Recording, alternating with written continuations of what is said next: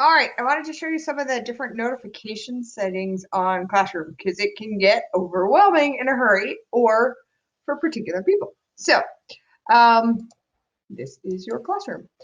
If you have a particular student that's posting things that's causing a problem, like Kim Wedman, she's often posts inappropriate things, you can mute them. Now, what this does is it means they can't post on the stream or they can't post comments to things.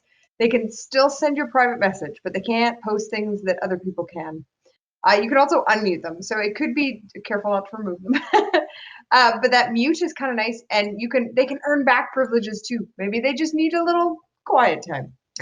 The other place you've got some settings is the gear up here in the corner. And these settings will only apply to this particular class. So if you need to set them for if you have different Google Classrooms on the go. So with this one, some settings in here. You can make it so students can't post on the stream, any student, or they can only comment, or only teachers can. So that's another setting that you might want to look at.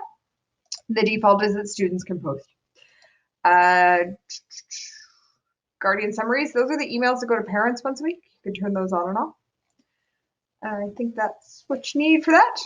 The other place you can look at notifications is not here. I was thinking there was, oh, maybe it is Google Classroom, 3 dots. No. Oh, that's a new, sure, that's new. Okay, the other place is in your email.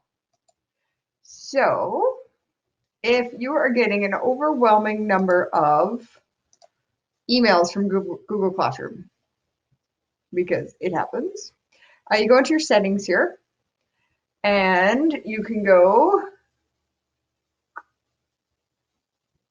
labels. Nope, I want to go filters. Pardon me, it's a filter. So basically what it does is I can take them so they skip your inbox. So I have a whole bunch. So I'm gonna scroll down to create a new filter. And pardon me, I have to check a chat here from Larry Dollymore because she was being very helpful at Breton High the other day and sent me a screenshot with exactly what you need to. Oh, there it is. All right. This is what you need to build. So from classroom.google.com. So I need to from at classroom.google.com. So that's the email address that emails you from Classroom. Yep, that's correct.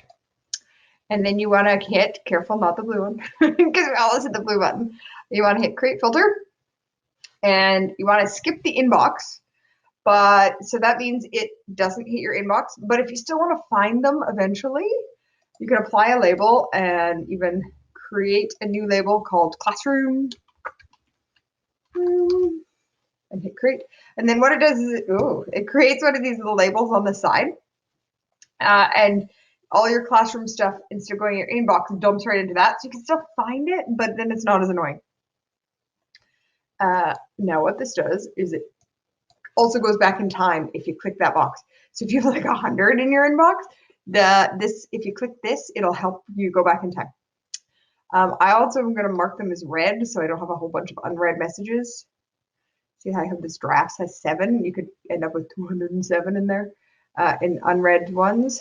And I'm going to choose the label. I'll just say Google for now. But I would call it Classroom. I just don't get a lot of emails from Classroom right now, so I'm not too worried. So that is create that filter.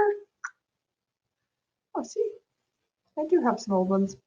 And then if you made the mistake on that, or if you don't like it and you want those back, you can always come back in here and delete it. So I'm in filters and blocked addresses and the settings portion. So depending on which kind of notifications are driving you crazy, that should give you some options.